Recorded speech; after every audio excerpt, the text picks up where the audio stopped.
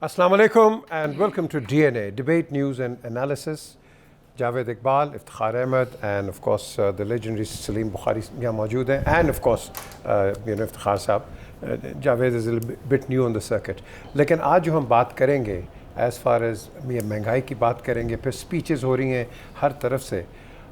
हमारा rate of inflation 12.2% है इस वक्त और ये बढ़ रहा है. कई यहाँ जो आपके मोटर मैन्युफैक्चरर्स हैं उन्होंने कहा है कि जी ये जो लोगों ने पैसे दिए हुए हैं उन्होंने गाड़ियों की वो जो प्रोडक्शन बंद कर दी है बिकॉज ऑफ अनसर्टनटी. ये बहुत बड़ा मैसेज है हमारे इकोनॉमिस्ट्स को. अब उसके अलावा कीमतें इतनी बढ़ गई हैं. दूध, ये बताते हैं इफ्तिखार साहब, दूध कितना हो गया है, दही कितना हो गया है, दालें कितनी हो गई हैं. I mean it is becoming literally physically practically impossible. लेकिन जापान, हम बात करते हैं कि हमारा इतना बढ़ गया, इसका लोन बढ़ गया. Japan GDP, debt to GDP stands at 257%. तो हम तो कुछ भी नहीं है, टॉप 10 में भी नहीं है अभी. सो हमने करना क्या है? सोल्यूशन एक ही है. ये सब शोर करते हैं, ये गवर्नमेंट वाले भी, ऑपोजिशन भी, इलेक्शन से कुछ नहीं बनेगा. जो भी आएगा दलदल में जाएगा. Simple as that. इसका आंसर क्या है? मुझे कल किसी बड़े सीनियर आदमी ने बताया, परसों बल्कि इस्लामाबाद में, कि आंसर एक ही है. ये सब शोर कर रहे हैं और ये इन्होंने बैंड बजाए हुए हैं. आंसर एक ही है कि आपकी जो गवर्नमेंट बनेगी, नेशनल गवर्नमेंट, जो कि एक्सपर्ट्स हैं ऑन इकॉनमी, ये छोड़ दें पॉलिटिकल बहुत हो गया. आपने इकोनॉमिक्स पे काम करना है कि जहां मुल्क आगे जाए, क्योंकि मुल्क नीचे जाएगा तो सारी पार्टीज़ भी नीचे जाएंगी. और इसके अलावा कईयों ने बड़ी उल्टी सीधी बातें भी की हैं. वो मेरे ख्याल कल हम तीनों ने उसको कंडेम किया है कि जो ऐसी बात है नहीं करनी चाहिए. I don't even want to go into it. But Bukhari साहब, ये जो सारा एक इकोनॉमिक टर्मोल आया है, इसका टर्न अराउंड क्या चाहिए हमें? पीजे, आपने काफ़ी सारा तो सम अप कर दिया है, बाकी मेरे दूसरे साथी करेंगे. 2-4-5 बातें मैं जल्दी में करना चाहता हूँ, मुझे अगर आप इजाज़त देंगे. एक बात तो ये है कि इस हुकूमत को अगर ये मालूम था कि IMF के साथ इन्होंने इतना खौफनाक मुआहिदा किया है तो फिर इनको अपनी गर्दन इसके अंदर नहीं फंसानी चाहिए थी. और अगर अब फंसा ली है तो फिर ये जो ऑन स्लॉट आ रहा है अवामी सतह के ऊपर, लोग प्रोटेस्ट कर रहे हैं, लोग इसके ऊपर नेगेटिव रिएक्शन उसके ऊपर आ रहा है, तो वो उनको फिर बड़े बहादुर दिल के साथ, स्ट्रॉन्ग फेस जो है वो उसको एक्सेप्ट करना चाहिए. एक बात. दूसरी बात यह है कि मुफ्ता इस्माइल ने आज एक बात कह के थोड़ा सा हौसला दिलाने की कोशिश की है कि 1 से 1.5 माह मुश्किल होंगे लेकिन फिर जो है सूरत हाल वो बेहतर हो जाएगी. ये क्यों मैं इस बयान को जस्टिफाई समझता हूँ? क्योंकि ओपेक ने ऑयल प्रोडक्शन बढ़ा दी है जिसकी वजह से ऑलरेडी मार्केट में कीमतें जो है तेल की वो गिर गई हैं. और दूसरी तरफ हम देखते हैं कि वज़ीर आज़म जो है उन्होंने भी कुछ ऐसे इक़दाम का ऐलान किया है कि जी जो सरकारी अफसरान के जो कंजप्शन है ऑयल की उसमें कटौती की जाएगी और कुछ ऐसे मेजर्स और किए जाएंगे जिसमें हुकूमत की जो लल्ले तलल्ले हैं वो ज़रा थोड़ा सा कम हो के उसमें से भी कुछ ना कुछ बचत जो है वो की जाए. हैविंग सेड दैट, 2 बातें जो इसके अलावा मुझे अर्ज़ करनी है वो ये हैं कि इमरान खान साहब ने अपने हाल ही में मुनेर के जलसे में भी इसका दावा किया है और उसके बाद दूसरे जलसों में भी वो कहते रहे हैं कि हमने IMF का दबाव रेजिस्ट किया और कीमतें नहीं बढ़ाई. लेकिन दूसरी तरफ जब हम माहिरीन को सुनते हैं तो वो ये कहते हैं कि वही फ़ैसला जो है वो बुनियादी तौर पर गलत था, इसलिए कि आज इस हुकूमत को जो कुछ समेटना पड़ रहा है वो उसका एक्यूमुलेटेड इफेक्ट है कि आपने सब्सिडी विड्रॉ नहीं की, दूसरी कीमतें नहीं बढ़ाई और वो सारा मलबा जो है वो आके इस हुकूमत पर पड़ा है. जो आखिरी बात मैं अर्ज़ करना चाहता हूँ वो ये है कि कोई इंटरिम गवर्नमेंट, कोई साबिक़ा हुकूमत इस प्रेशर को बर्दाश्त नहीं कर सकती थी सिवाय एक कौमी हुकूमत के जिसमें लार्जेस्ट नंबर ऑफ़ पार्टीज़ जो हैं वो मौजूद हों और वो मौजूदा हुकूमत है. सो इसके बारे में भी एक कंसेंसस है कि एक ऐसी हुकूमत जिसमें मल्टीपल नुमाइंदगी हो पार्टियों की, वही इस तरह के मुश्किल फ़ैसले कर सकती है.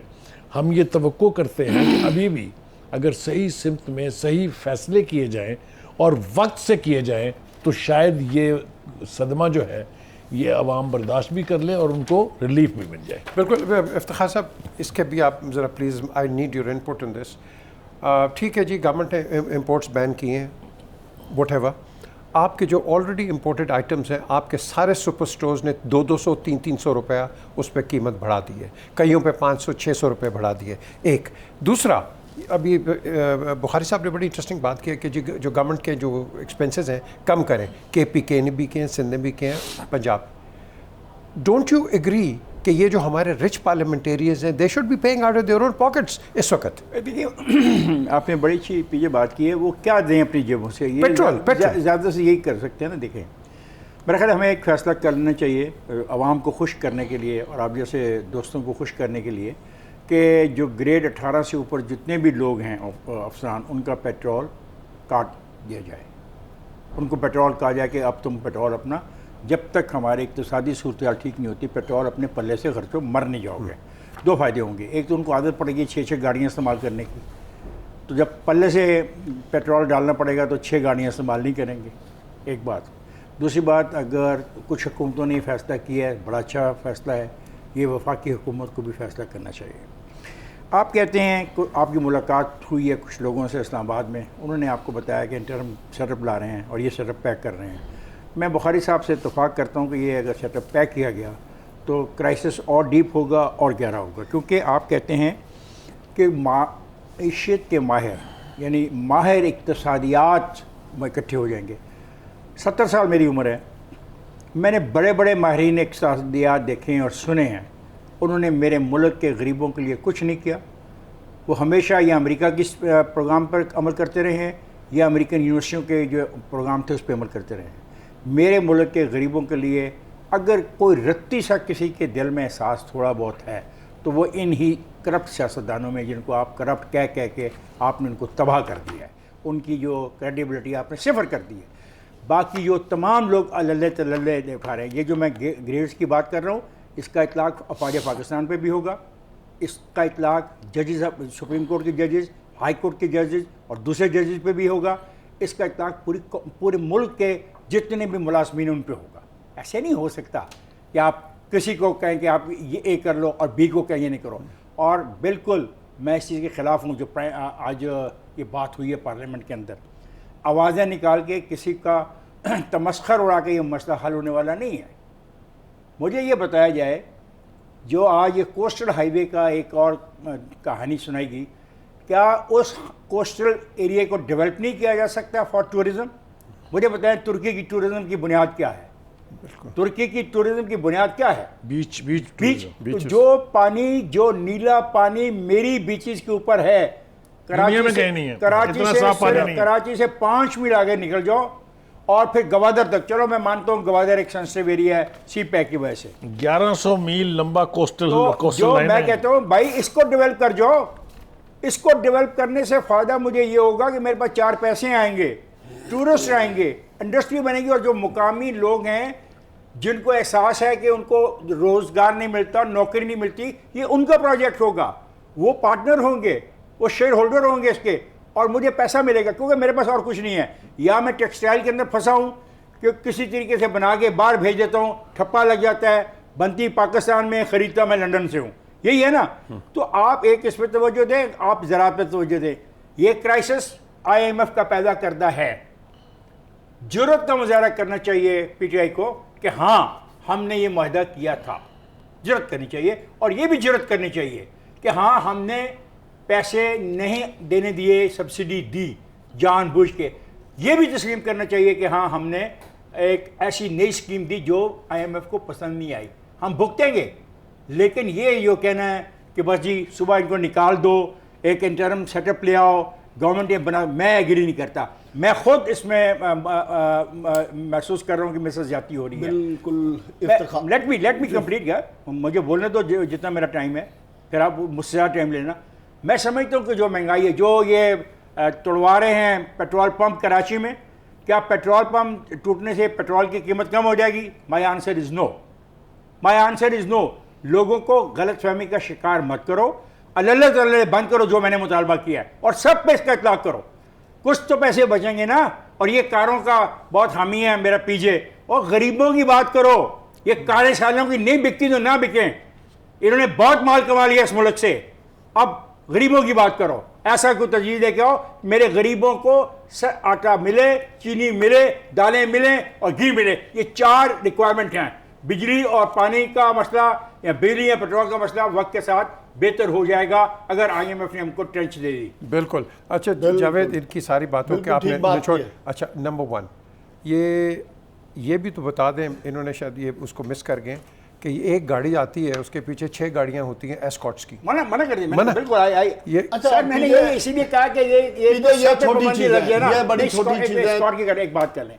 सर, स्कॉट हमें देना पड़ेगा। क्यों? We can not take the risk for our leadership, जो है कम से कम किया गया। मतलब 6 गाड़ियाँ आ रही हैं, 2 से गुजारा सोचता है 2 करें, लेकिन गाड़ियाँ कम करें। I agree with you. जी जी बिल्कुल। जी, पीटीआई को तो मानना चाहिए ना, जो इफ्तिखार साहब ने कहा कि जो उन्होंने आईएमएफ के साथ मुआहदा गलत किया, बैड गवर्नेंस, सारा कुछ, इनको भी मानना चाहिए कि इन्होंने झूठ और फ्रॉड के मबनी एक बयानिया डेवलप किया महंगाई का, और महंगाई के लॉन्ग मार्च का, और फिर नो कॉन्फिडेंस से पहले 2 लफ्ज माइनस कर दिया। झूठ नहीं था, वो भी ठीक था। नहीं ठीक, महंगाई का आपने कहा ना कि झूठ का महंगाई का। मैं आ रहा हूँ ना, मुझे बात मुकम्मल आपने फ्रॉड का भी लफ्ज महंगाई का जो इन्होंने बयानिया डेवलप किया, ऐसे कहें, ठीक है, महंगाई का बयानिया डेवलप किया आपके आने के बाद, तो महंगाई का तो वो तूफान आया है कि जो थम नहीं रहा।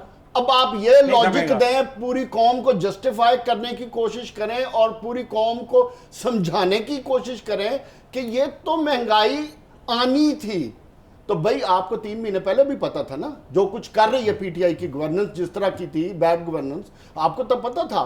तो फिर आपने इस कौम को बेवकूफ बनाने के लिए एक झूठा बयानिया क्यों डेवलप किया? पहली चीज महंगाई का, अगर आप महंगाई कंट्रोल नहीं कर सकते थे, आपके पास वो कैपेसिटी नहीं थी, आपको पता था कि आईएमएफ के साथ मुआहदा गलत हुआ है, आपको पता था कि आईएमएफ की ऑब्लिगेशंस पूरी करनी है, आपको पता था बिजली बढ़ानी है, पेट्रोल बढ़ाना है, इंटरेस्ट रेट बढ़ाना है, आपको पता था इन सारी चीजों का, आपको पता था इस बात का कि जब आप ये सारे काम करेंगे तो मुल्क में इन्फ्लेशन बढ़ने से, इंटरेस्ट रेट बढ़ने से, एनर्जी कॉस्ट बढ़ने से आपकी इंडस्ट्री बंद होगी, इंडस्ट्री बंद होगी, ग्रोथ रेट नीचे आएगा, ग्रोथ रेट नीचे आएगा, अनएम्प्लॉयमेंट बढ़ेगी। इस वक्त जो बेरोजगारी का तूफान खड़ा होने वाला है इस मुल्क में, उसको कौन थामेगा? महंगाई का तो एक तूफान है, आज बर्दाश्त कर लेंगे, जिनके घरों के चूल्हे बंद होंगे उनको कौन संभालेगा? आपकी फोरकास्ट क्या है कि आपकी जीडीपी ग्रोथ 3% से ऊपर नहीं जाएगी। जब इमरान खान का, मैं कहता हूं उसने झूठ बोला, उसने फ्रॉड किया, उसने पूरी कौम को बेवकूफ बनाया, और यार आपको पता था कि वो सब बेवकूफ बनाया। फ्रॉड क्या किया? झूठ बोल के कौम को धोखा दिया ना, फ्रॉड ही है ना, कौम को धोखा देना, कौम को अंधेरे में रखना, तो धोखा ही है ना बकौल इस हुकूमत के। मेरा सवाल ये है कि अगर आप रिलीफ नहीं दे सकते थे, मियां नवाज शरीफ की स्टेटमेंट उठा लें कि 1 रुपया बढ़े तो मुझे नींद नहीं आती, मरियम नवाज शरीफ की सुने तो मेरे पत्थर पे दिल रखना पड़ता है, पत्थर रखना पड़ता है दिल पे। हमजा की मैं स्टेटमेंट सुन रहा था, मिफ्ता की मैं सुन रहा था। और यार आप 2 महीने पहले जिन चीजों को गलत कह रहे थे, जिसको नाजायज कह रहे थे, आज उसी की जस्टिफिकेशन है। सुबह से मैं देख रहा हूं मिनिस्टर लाइन में आ रहे हैं, जस्टिफाइड कर रहे हैं, माशी बदहाली, बैंक करप्सी, फलां टमकान। ओ भाई आपको सब पता था, मिसकैलकुलेशन, तो आपने सब पता था। यस, आपका सवाल मिसकैलकुलेशन नहीं, अपनी ख्वाहिश की तकमील के लिए आप इक़्तिदार में आए, एंड दैट्स इट। चलें जी, एक हम ब्रेक की तरफ चलते हैं, लेकिन ब्रेक से पहले ट्रांसपोर्टर्स ने फैसला किया है वो कीमतें बढ़ाएंगे। अब एक आदमी, बेचारा गरीब आदमी, एक से दूसरी जगह कैसे जाएगा? दूध का तो आपको बता दिया 175 रुपये, कैन यू बिलीव इट? दही 150 रुपये, जो 115। मुझे बताएंगे कि ये जो 175 रुपये दूध हुआ है, जी जी, इसकी वजह पेट्रोल है या डीजल है? हाँ देखिए ना, ये क्या आपने बात कर दी है, अब इसकी क्या वजह है ये आप बताएं। आप इसके बाद देखें ना, उसके अलावा जो बड़ी इंपॉर्टेंट चीज़ है, एस्कॉर्ट्स की तो उन्होंने बात कर दी है। ग्रेड 17 और 18 की जब हम बात करते हैं, क्या ये 800 सीसी गाड़ी पे नहीं जा सकते? क्यों नहीं जा सकते? जनेजो ने कोशिश की थी और फिर उसको अपने और उसको नीचे हो गया था, हाथ धोना पड़ा। बिल्कुल हाथ धोना पड़ा, बिल्कुल सही कहा। अब ब्रेक की आपको तरफ समझ चलते आई, हैं। अब आपको समझ आई कि ये हम क्या मुतालबा कर रहे हैं? नहीं, ज़रा अब आपने किसको खुल के समझाना है। ब्रेक के बाद हमारे साथ रहिए एंड विल कंटिन्यू।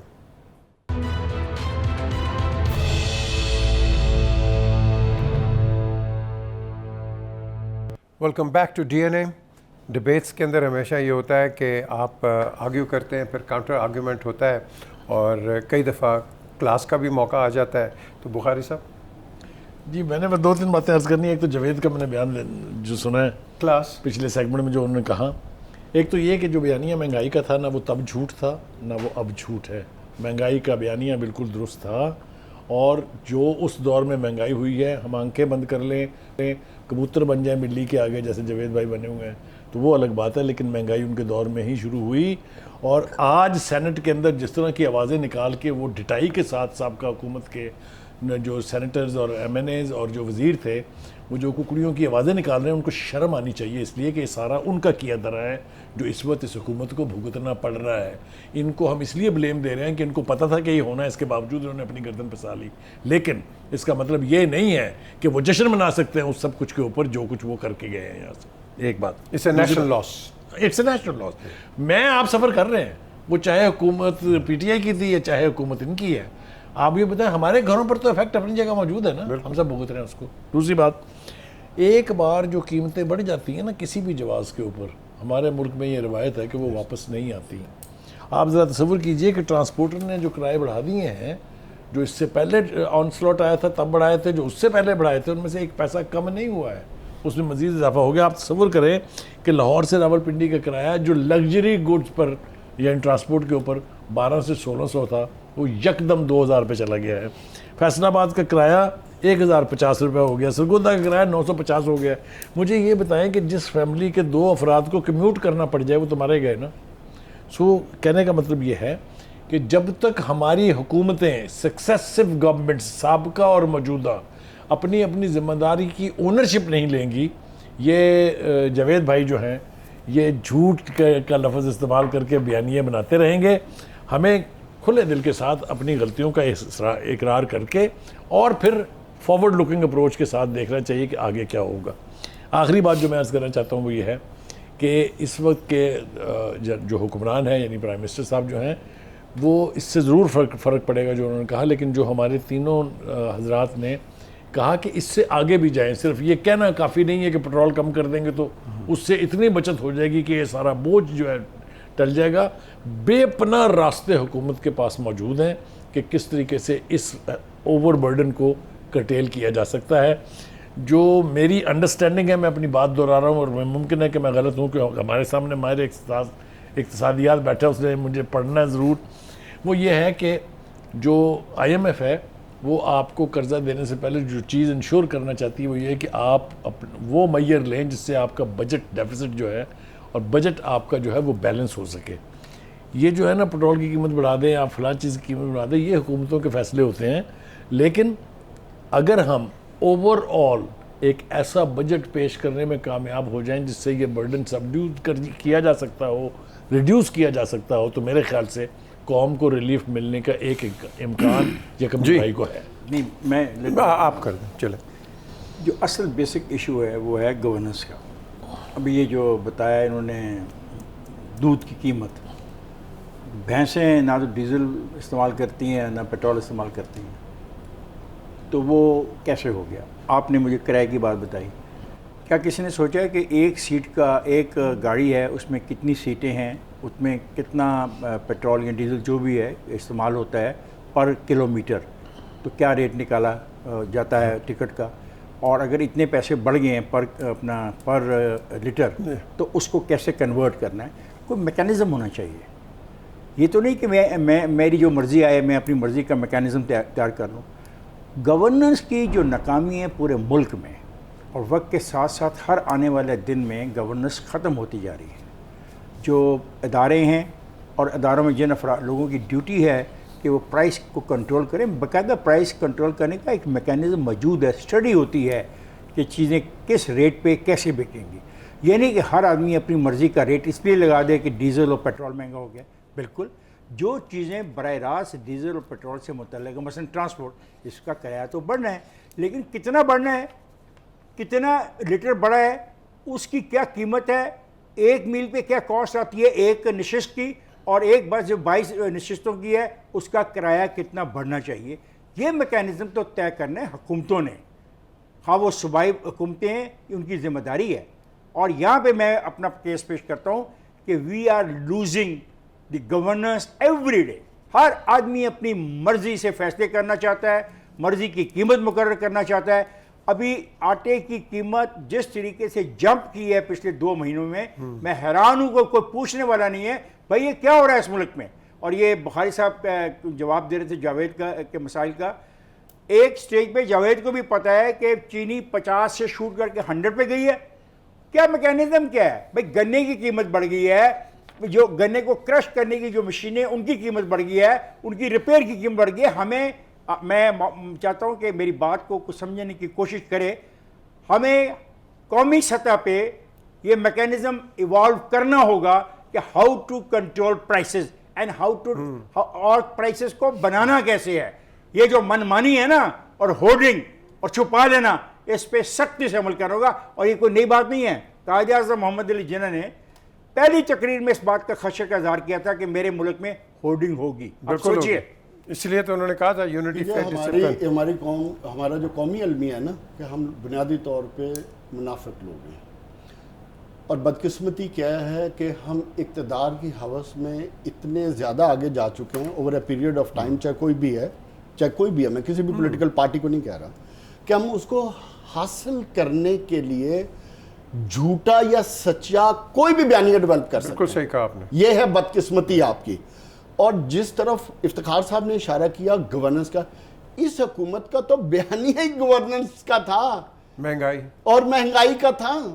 तो पहले तो आपको झूठ इधर ही नजर आ गया इनका, जिसकी तरफ मैं पहले बात की थी। झूठ नहीं, मिसकैलकुलेशन। No miscalculation. मैं बिल्कुल 1% भी बेनिफिट ऑफ डाउट नहीं देना चाहता, बिकॉज 35 साल से ये इक्तदार में ये लोग किस चीज की मिसकैलकुलेशन। देन इनको पता था आईएमएफ से क्या कंडीशन है, इनको पता था कि इस वक्त इकोनॉमी की क्या सिचुएशन है, इनको पता था कि आने वाले वक्त में इन्होंने एलएनजी के कितने टेंडर्स किए हुए हैं, इनको पता था कि आने वाले वक्त में बिजली कितनी बढ़नी है। आईएमएफ इनको जब हर एक सेकंड, जब इनको हर चीज क्या चीज आई एग्री के पहले हमें बताएं सही आईएमएफ का मुआहदा है क्या? आईएमएफ का मुआहदा उनको बताना चाहिए था। हमारे मुताबिक आपने कहा नहीं। मैं अभी आपसे आज नई बात करने जा रहा हूं। ये कौम आज के बाद इन पॉलिटिकल लीडर से सिर्फ एक सवाल किया करे वोट देने से पहले कि जनाबे आली आप तो वोट मांगने आ जाते हैं, हमें अब आईएमएफ का पहले मुआहदा दिखाया करें। बिल्कुल पहले अगर इस कौम को गवर्नमेंट को बताना चाहिए। नहीं बेवकूफ नहीं, बेवकूफ नहीं, नो नो नो बेवकूफ, no no no no sorry sorry sorry sorry sorry एक मिनट नहीं भाई, एक मिनट, नो डोंट आप खेल ना करें। आईएमएफ का मुआहदा एक सर्टेन पीरियड में एक हुकूमत को करना पड़ा, आने वाली हुकूमत को ऑनर करना है। हम ये ऑन रिकॉर्ड स्टेटमेंट दो। नो सर, इफ्तिखार साहब दो on record statement. What he said, Iftikhar ने कहा कि ये आपको आईएमएफ के पास जाना पड़ेगा। दूसरा उसने कहा था 1 साल से बढ़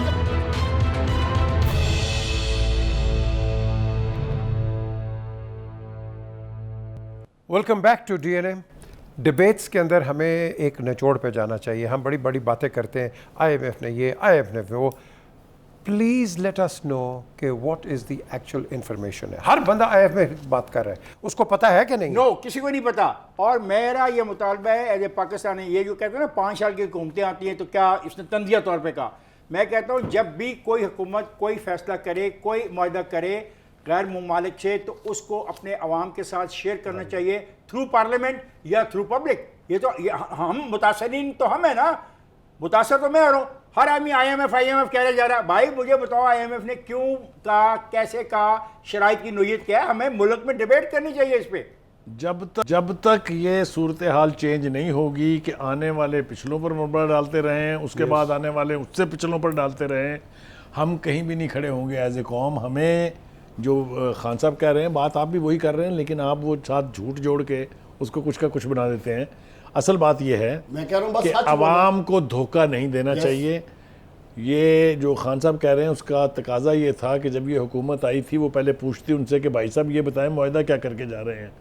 आज भी अगर वो ये मुआहदा दिखा दें जो इमरान खान की गवर्नमेंट ने साइन किया था आईएमएफ के साथ, जिसकी बुनियाद पर ये गुफ्तगू हो रही है, तो आधा मसला तो आपको आराम से समझ आ जाएगा। एक मुतालबा और मैं करूँगा, मैं ये भी मुतालबा कर रहा हूँ कि जो हमें बताया जा रहा है कि खुफिया मुआहदा हो रहा था सस्ते पेट्रोल का रूस के साथ, बड़े मेहरबानी वो डॉक्यूमेंट्स भी अवाम की खिदमत में पेश किए जाए। वो कोई डॉक्यूमेंट नहीं थे, इसलिए कि सुने ना सर, इस हुकूमत ने खत लिखा है रूस को कि भाई साहब आप बताएं 30% पे आप हमें ऑयल दे रहे थे, हम लेने के लिए तैयार हैं। 1 महीना हो गया उस खत को लिखे हुए, अभी तक जवाब नहीं। बहुत मेरा मसला ये नहीं है, मेरा मसला कुछ और है। मैं कहता हूँ ऐसे आईएमएफ के मुतालबा कर रहा हूँ ना कि मैं कह रहा हूं कि अगर कोई साबका हुकूमत ने अच्छा काम करने की कोशिश की और इन नलायकों ने आकर उसको बात को नहीं माना और साजिश होगी, मैं कह रहा हूं वो डॉक्यूमेंट भी हमारे से शेयर करें ना, पता तो चले, पता चले कि कौन सा सस्ता तेल मिल रहा है। साहब ने जो बात की है ना, इस हुकूमत ने चलाकी है, पिछली हुकूमत ने चलाकी है कि जाने से कोई क्या एक फिर हफ्ता से- पहले फिर से कहिए। चलाकी की, छोड़ देना चलाकी, ये भी कोई इतने माशाल्लाह ये भी चलाकां दे भी बड़े आपके ने हैं। मुंह से गलती से ठीक है निकल ना? गया, पिछली हुकूमत उन्होंने ने चलाकी है चलाकी कि उन्होंने जाने से पहले रशिया को एक खत लिख दिया जिसका कोई जवाब भी नहीं आया, और उसके बाद इन्होंने उनसे पूछा तो उन्होंने उनको कहा कि पहले आप हमारे से गैस वाले मामला थे उस पर तो कोई कर नहीं रहा, आप तेल कैसे मांग रहे हैं? ठीक है, तो कौन को पता होना चाहिए ना। जावेद देखो, कौम को बेवकूफ ना हम बनाए, यही तो प्रॉब्लम है। नहीं, कौम को हम बेकार क्यों रहे हैं कि हम हम नहीं होते तो ये बेकार कर लेते, है, वो कर लेते। मैं कहता हूँ हमसे शेयर करो। इस कौम को बदकिस्मती हमारी ये जो बुखारी साहब कह रहे हैं कि इस कौम के साथ खेला जाता है। एक बात मैं इस कौम एक बात मैं इस कौम के साथ सारे झूठ बोलते हैं। बहुत अच्छी बात ये है। इतना झूठ एक बोला बड़ी जा रहा एक है बात। कि मतलब पिछले एक बात मैं 35-40 साल एक बात मैं कहना चाह रहा हूं। आप कौम को पागल बनाई जा रहे हैं। पागल सर, अमेरिका ने साजिश की इमरान खान के खिलाफ और उसको निकलवा दिया इक़्तिदार से, लेकिन इमरान खान की जरूरत नहीं हुई उस पाइपलाइन को ऑपरेट करने की जो ईरान की सरहद तक आई हुई थी। काश ये कर जाता तो आज ये क्राइसिस इतना गहरा क्राइसिस होना ही नहीं एक था। सेकंड, हाँ, इमरान खान के 3.5 साल से पहले 5 साल जिसकी हुकूमत थी, काश वो भी कर उन्होंने जाती। ये नारा नहीं मारा कि क्योंकि उन्होंने अमेरिका नारा में क्यों कहा नहीं है। मारा? ओ नहीं, 2013 में no, do not जब stop। आसिफ जरदारी कर गया था, यार, बात ये तो है। फिर इस आगे होना हुकूमत को भी चाहिए। करना ओ चाहिए था भाई, ना। पिछले- नेशनल ओ इंटरेस्ट क्या मिस्टर, है ओ जिसकी मिस्टर। तरफ आज इमरान खान आप पे इल्जाम लगा रहा है? वेयर इज योर नेशनल पहली इंटरेस्ट? हुकूमतों ने तो खुल के कहा था कि जी अमेरिका ने मैं मना कर तो दिया। पहले हुकूमतों ने कहा था हमारा कोई नेशनल इंटरेस्ट नहीं नहीं नहीं है। नहीं, उन्होंने कहा था हमें अमेरिका नहीं करने दे रहा। मुझे वो लेटर याद है जो स्टेट डिपार्टमेंट ने लिखा था हाँ, कि बड़ा सख्त कोई लिखा था। कंपनी जो ईरान के साथ डील करेगी sanctions। Blacklisted for all times. Is that right? That's true. ये तो इनको तो अमेरिका साजिश कर रहा था, इनको तो वो काम करने चाहिए थे जो अमेरिका को तकलीफ पहुंचाते और पाकिस्तान का इंटरेस्ट सर्व करते। इन्होंने क्या आपका इसका गैस का जवाब प्रॉब्लम नहीं। खत्म। 40 साल देना पाओ। बहुत बड़ा प्रॉब्लम मैंने खत्म हो ये- जाएगी। एक सेकंड, आपकी बिल्कुल बहुत बड़ी सही बात चेंज है। आती, बहुत बड़ी चेंज जितने बड़े मुजरिम ये हैं, इमरान खान भी कोई कम मुजरिम नहीं है। उन्होंने भी हम अपने किसी को इक़्तिदार मुजरिम नहीं के साबित लिए- कर रहे। क्यों साबित हम नहीं? नहीं देखिए, किसी को हर मुजरिम- वो बंदा हम- मुजरिम है, इफ्तिखार यार, ये साहब तकरीर जो इस कौम तकरीर को की हद तक बेवकूफ ठीक बना रहा है, है। तकरीर की हद तक ठीक है। ये बात साबित नहीं करना चाहते, हम हल की तलाश कर रहे हैं। हाँ, सिर्फ हल यही यही है जो हमने कि ये मुतालबा जो किया। पाकिस्तान की पॉलिटिकल लीडरशिप है, खुदारा इस कौम को बेवकूफ मत मुझे बनाएं। एक- सच बोलें, ये मुल्क बहुत कीमती है, ये अवाम बहुत कीमती है। अल्लाह का वास्ता इनका मुझे ख्याल करें। एक एक्सपर्ट ने ये बताया कि अगर ईरान की गैस पाइपलाइन आ जाती तो आप 50,000 मेगावाट बिजली पैदा कर सकते थे, दुनिया में सस्ती तरीन।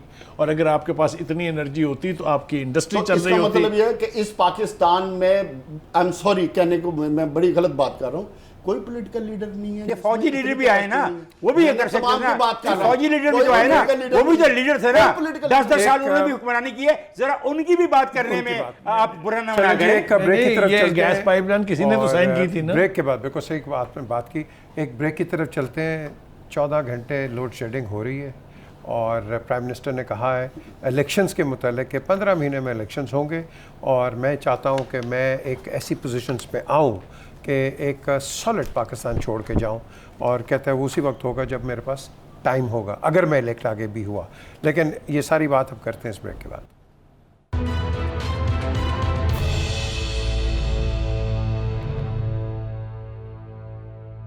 Welcome back to DNA. Economy पे हम बात कर रहे हैं। जो लोग बता रहे हैं इस वक्त, जो आपके जो कैलकुलेटर्स हैं कि 15% पे आप पे इन्फ्लेशन चली जाएगी और 1 out of 10 is unemployed in Pakistan. 1 out of 10। Now what is going to happen on that? Bukhari साहब ज़रा लाइट डालें, बिकॉज हम तो बात करते हैं गरीब के और रिलीफ की। देखिए, गुजारिश ये है, जो कुछ भी हमने अब तक गुफ्तगू की, जो आपने अभी सवाल किया है, सबको सामने रखते हुए 2-3 बातें जो है वो बिल्कुल कहनी चाहिए और उसके ऊपर अमल भी होना चाहिए। पहली बात तो ये है कि हमने माजी का कितना बोझ कैसे उठाना है और उसको उससे कैसे निपटना है, क्लैरिटी होनी चाहिए इसके ऊपर। आपकी अपनी क्या पॉलिसीज़ हैं आज के लिए और आने वाले कल के लिए, उस पर क्लैरिटी होनी चाहिए। और तीसरी बात यह है कि आवाम को बता दें कि आप क्या कर रहे हैं और आपने माजी में क्या किया है। ये पहले भी बात हुई है, मैं इसको दोहरा रहा हूँ कि चलिए अगर ये रवायत पहले मौजूद नहीं थी तो आप डालिए। आप तो अब कोलिशन गवर्नमेंट है, आपकी गवर्नमेंट मजबूत स्ट्रॉन्ग डेयरिंग फैसले करने की पोजीशन में है। सिंगल पार्टी गवर्नमेंट या दो पार्टियों की गवर्नमेंट नहीं कर सकती ये। तो आप कौम को सिर्फ एतमाद में लेके फैसले करने शुरू कर दें तो आधे फैसले ठीक हो जाएंगे। जी देखिए, ये यूक्रेन की जंग मुझे नहीं पता कब ख़त्म होगी, लेकिन उस जंग के ख़ात्मे का हमारे से बहुत अब मसला बन जाएगा, ख़ास तौर पे गंदम के हवाले से और ऑयल के हवाले से जो हमारी ये मसाइल हैं। दुआ करें एक तो वो हमें फेवर मिल जाए। दूसरी बात है वो है कि रूस तो कहता है कि इन्होंने जो ख़त में लिखा है ये गालिबन इनकी जब गवर्नमेंट जारी थी उससे 3 दिन पहले इन्होंने ख़त लिखा है। और ये बात भी अब सामने आ गई है कि जो बात ये कह रहे हैं कि हमने बहुत कुछ उनसे लिया। रूस ये कहता है कि जो गैस का मुआहदा 2015 का, उसके बारे में तो आपने अपने दौर में बात नहीं की। ये कुछ चीज़ें जो लोगों को पता चाहिए, मैं तो बात वहीं पे ले जाऊंगा। हमें सब चीज़ों के बारे में बताया जाए। हम इस मुल्क के रिहायशी हैं, हम स्टेक होल्डर हैं, हम भुगतते हैं आपके तमाम फैसलों को। आप इंजॉय करते हैं ज़िंदगी की बेहतरीन सहूलतों को, आप इंजॉय करें, मुझे कोई इतराज़ नहीं, लेकिन not at the cost of me. मेरी गुर्बत में और इजाफा न करें। मैं इतनी गुर्बत नहीं उठा सकता जितनी आपने गुर्बत मेरे कंधों पर डाली, और पीछे मुझे डरा रहा है ये फिगर्स दिखा के कि अब ये होने वाला है, वो होने वाला है। इसका मतलब है कि हम जो खा रहे हैं ये अभी और चीज़ें महंगी होनी है। फॉर गॉड सेक गवर्नेंस लाएं। Very true. देखिए, पाकिस्तान की तमाम पॉलिटिकल पार्टीज़ को और अदारों को और तमाम स्टेक होल्डर्स को मैं एक इल्तिजा करूंगा कि अब इस कौम और पाकिस्तान का एहसास करें और इससे अब सच बोलना शुरू कर दें। अब सोशल मीडिया का दौर है, अब कोई चीज़ छुप नहीं सकती कि कौन क्या कर रहा है। हमें सिर्फ अब ये सोचना है कि अपने मुल्क को माजी में जो कुछ जिसने जो खिलवाड़ किया है उसको पसे पर्दा डालें। तमाम पॉलिटिकल पार्टीज़ एक पेज पे आए, पाकिस्तान की मईशत को दुरुस्त करें, इसको आगे लेके चले। पाकिस्तान में बहुत पोटेंशियल है। जो महंगाई जो इस वक्त पाकिस्तान के मामलात है, जिस गंभीर सतह पे हम जा चुके हैं, हम अपनी जोग्राफाई सिचुएशन को देखें, हमारे दुश्मन बहुत ज़्यादा हैं। हमें इस बात का एहसास होगा अगर हमारी तमाम पॉलिटिकल लीडरशिप स्टेक होल्डर एहसास कर ले तो इंशाल्लाह हम बड़ी से बड़ी मुश्किल से निकल आएंगे। बड़ी सही बात की Javed, thank you very much. Thank you end of course Bukhari साहब थैंक यू। एक सर्वे है by the office of national intelligence United states, वो कह रहे हैं कि 11 ममालिक जो हैं वो बड़े क्रिटिकल जंक्चर्स पे हैं सोशली इकोनॉमिकली, और Pakistan is one of them. Pakistan is one of them. अब इसके अंदर जो बात आती है 22% जो जीडीपी है हमारी एग्रीकल्चर से है। वो कहते हैं कि क्लाइमेट कंट्रोल अगर हमने ना किए तो आपने पढ़ा है 3.8 बिलियन कि ये आपने लगाने वहाँ। तो अगर इस पे हम काम ना करें और कहें कि मरियम ठीक है, वो कहती है कि वोट ख़राब है, वो कहता है वो ठीक है, इन चीज़ों में पाकिस्तान आगे तरक्की नहीं करेगा, नहीं कर सकता। नेशनल एजेंडा बनाना नेशनल एजेंडा सारों ने यही इसी कंसेंसस पे है कि हमने आगे जाना है नेशनल। ये बहुत होगी तलखियाँ, ख़त्म करो, look after the interest of Pakistan, and that is the only way we move forward. Join us tomorrow at 8 o'clock. Until then, Khuda Hafiz.